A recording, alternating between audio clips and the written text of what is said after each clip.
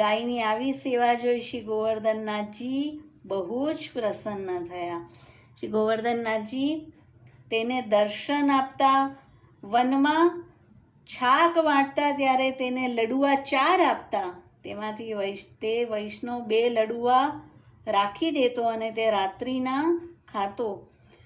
ક્યારેક તે મહાપ્રસાદ લેવા ન જતો, રસોઈયા પૂછતો તું રસોઈ મેં તે મહાપ્રસાદ લેવે ક્यों નહીં આવત? તો કુંબીએ કહ્યું કે મેરો પેટ તો वन में लडुआन सो भरी जात है, रसोई जीवन को काहे को आऊँ?